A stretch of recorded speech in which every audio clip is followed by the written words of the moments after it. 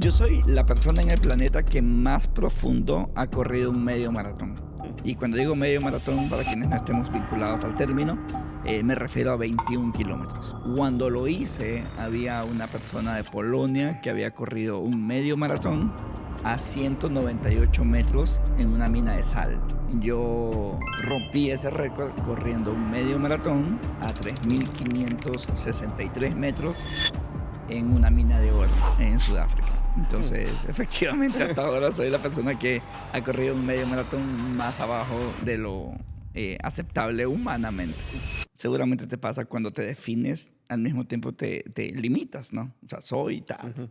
Lo veo más como en términos de oficios. O sea, hoy soy conferencista y lo hago porque me di cuenta en su momento, y te estoy hablando hace unos 4 años, me di cuenta que quería compartir mi historia de vida porque el objetivo que estaba buscando era que con mi historia se creen más historias. A veces siempre queremos, ¿no? O sea, siempre queremos hacer algo y siempre falta algo. O es un tema de tiempo, o no estoy listo, o me falta una maestría más, o no es el país, o no es la ciudad, o todo lo que tú quieras. El punto es que no arrancamos. Ese es el punto. Claro. Y por lo tanto, no terminamos haciendo lo que queremos. Y claro, cada vez es más difícil justificar el por qué no arrancamos. Y empiezan los pretextos y, bueno, el cerebro se convierte en muy bueno en lo que más repite. Y nos pasa mucho a los hispanos. Somos muy buenos en pretextos. Y no es coincidencia. Lo vamos haciendo 20, 30 años. Es inevitable que seamos buenos en eso. Solo que si podemos ser buenos en pretextos, ¿por qué no somos buenos también en ejecución? También puede ser otra opción. Claro. Claro, es mucho más fácil pretexto porque lo vamos haciendo mucho más tiempo que la ejecución. Entonces, cuando yo comparto esta historia de vida, Josué, con lo que me ilusiono es eso, con crear un escenario en el que imagino que mucha gente está en el borde de intentar algo y esta historia sirve para que terminen intentándolo. Y creo que por ahí arranca qué es lo que hago. En el caso tuyo, ¿cuál es el Guinness World Record que tú tienes? Porque Sí. no es como el mío. El mío fue simplemente que me metieron ahí a jugar fútbol y a darnos golpes. Pero Yo soy la persona en el planeta que más profundo ha corrido un medio maratón. Y cuando digo medio maratón, para quienes no estemos vinculados al término, me refiero a 21 kilómetros. Entonces, cuando lo hice, había una persona de Polonia que había corrido un medio maratón a 198 metros en una mina de sal. Yo rompí ese récord corriendo un medio maratón a 3.563 metros en una mina de oro en Sudáfrica. Entonces, efectivamente, hasta ahora soy la persona que ha corrido un medio maratón más abajo de lo aceptable humanamente. ya. ¿Y qué se sentía? Es decir, físicamente, ¿cómo se siente estar a 1.500? ¿A 3.000 y pico? Sí. No, o sea, ahí entendí una vaina. Yo la había leído en una frase y solo que sentí que no la había comprendido hasta ese rato. En teoría, la teoría es igual a la práctica. En la práctica, no. En teoría, yo sabía la temperatura, la humedad, la presión atmosférica. Sabíamos todo. Y habíamos hecho todo un entrenamiento desde un buen pedazo de ingeniería.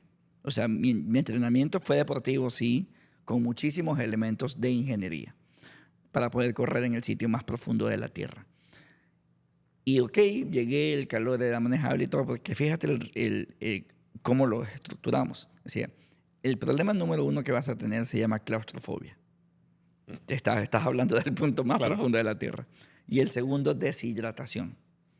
Entonces, cuando tenemos sed, ya es muy tarde. O sea, ya estamos deshidratados hace unos cuantos minutos, cuando tenemos sed. Entonces, el problema abajo es, imagínate, ahora mezcla deshidratación con claustrofobia.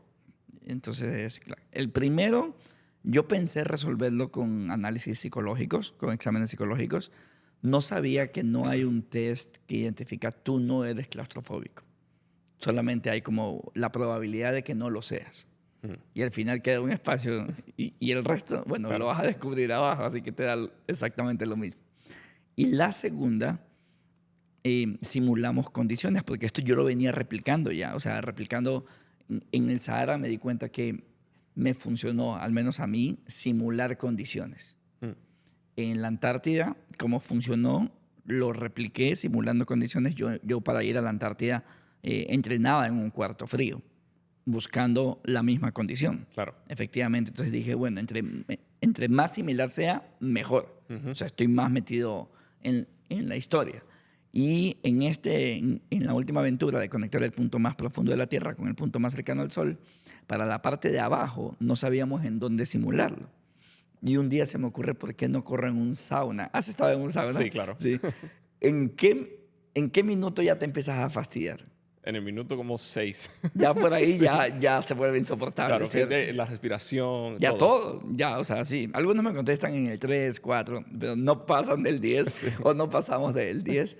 Y eso fue lo mismo. Entonces yo hacía entrenamientos en sauna. La apagábamos a la luz adentro y me ponía un frontal, una luz ahí para pedalear estáticamente en un Claro. sauna sudando y toda la cosa. O sea, realmente simulando las condiciones.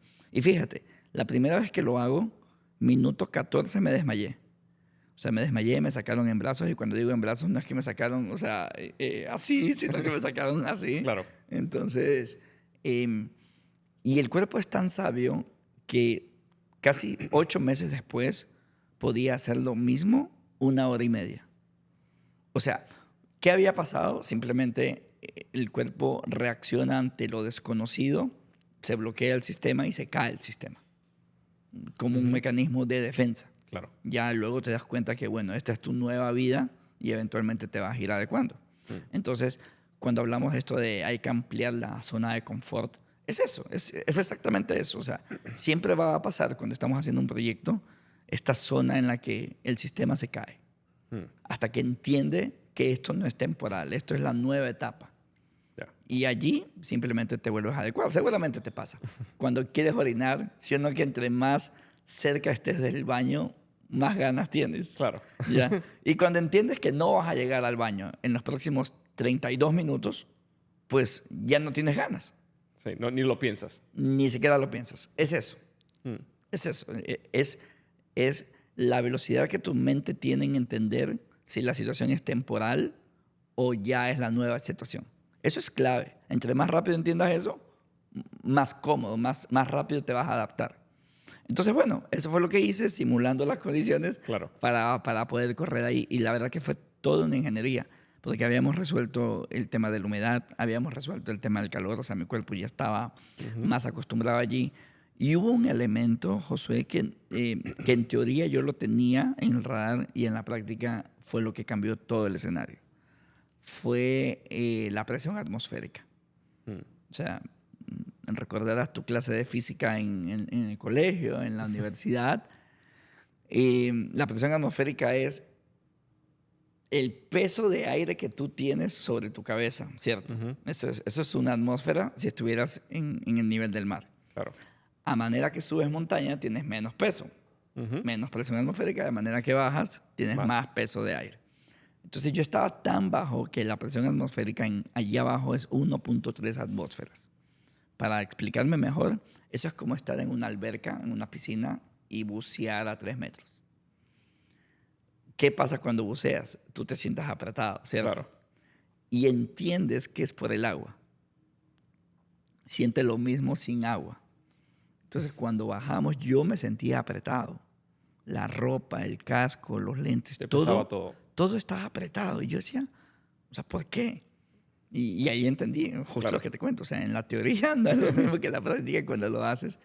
Y eso hace, y el cuerpo es tan sabio, que yo empiezo a correr más rápido en los primeros kilómetros. Más rápido que lo planificado. Mi tesis, sin poderlo demostrar más técnicamente, es que mi mente resolvió que me duelan las piernas en lugar de estar pensando en la presión que tenía 24/7. O sea, en la presión atmosférica del efecto físico claro. Abajo. Sí. Y claro, el cuerpo solo identifica el dolor más grande. O sea, no importa qué nos duela, hay uno que está en número 1. Claro. Y eso es el que pensamos que nos duele, aunque nos duelen muchas cosas más. Entonces, eso fue lo que pasó. El cuerpo resolvió que me duelen las piernas en lugar del otro dolor que era más, yo creo que más un tema de preocupación psicológica, ¿no? O sea, estás atrapado, sientes que te falta aire y encima tienes que correr, deshidratación. No, o sea, yo siento que es un poco difícil explicar lo que viví allí abajo. ¿Cómo tú te motivaste para llegar hasta el final y no decir, no, aquí me quedo? Porque cuando tú bajas, sientes todo eso, empiezas a correr. Son 21 kilómetros. Se me parece un montón. En un pedazo de 1 kilómetro. O sea, no es que vas entretenido. Claro. O sea, estás en una roca. En un pedazo de 1 kilómetro corriendo como un ratón. 1, 2, 3, 4, 5, 6, 7, 8. O sea, no, claro. O sea, es lo mismo. Es lo mismo. Es correr sin saber qué está pasando. Claro. No hay satélite, no hay señal, no hay GPS, no hay nada. O sea, simplemente hay gente del equipo. Claro. Y tú sabes que tienes que llegar de un lado a otro. Sí. ¿Cómo te motivaste tú siguiendo eso 21 veces? Porque es 1, 2, 3, 4. ¿Sabes qué aprendí? Y esto lo aprendí en el Sahara. Que nada es tan grande que no lo puedas, o mejor dicho, nada es tan pequeño que no lo puedas dividir.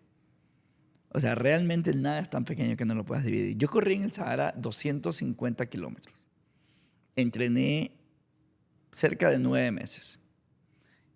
Y ni un solo día, cuando entrené, pensé en 250 kilómetros.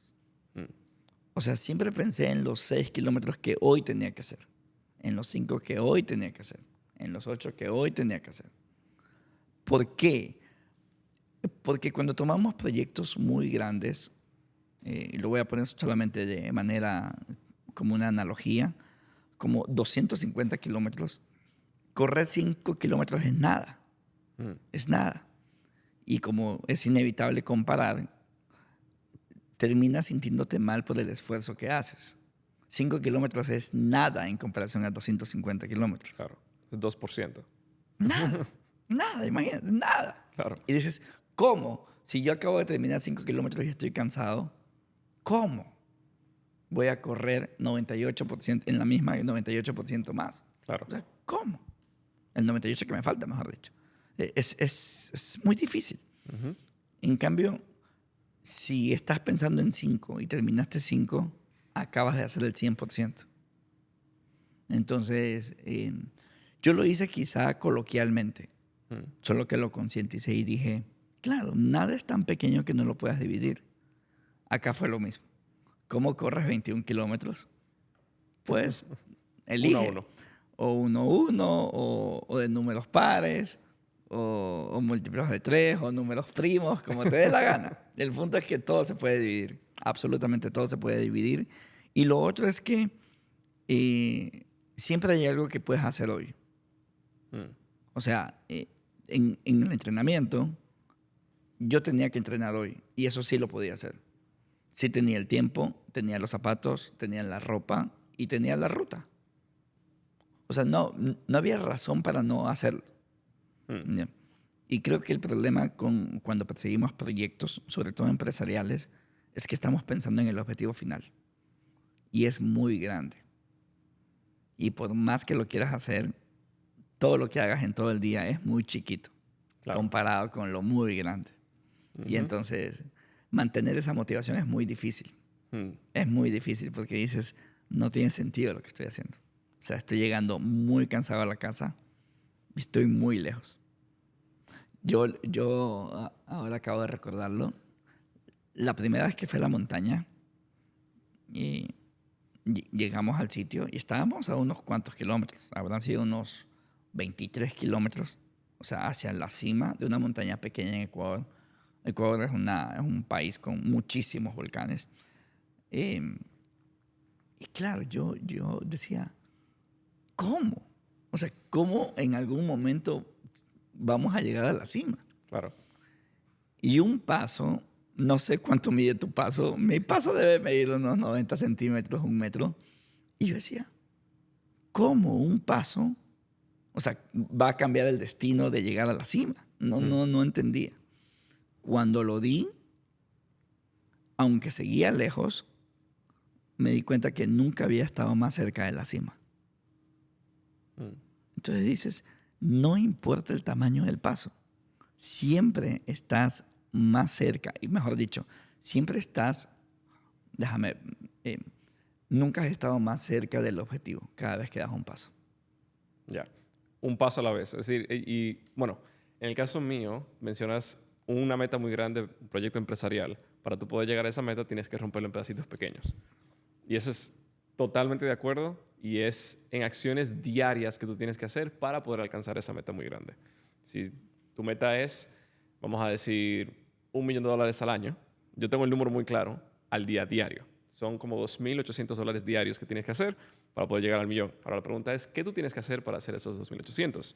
Y son acciones diarias pequeñas para poder llegar a ese 2.800, que al final de año se convierte en millón. Claro.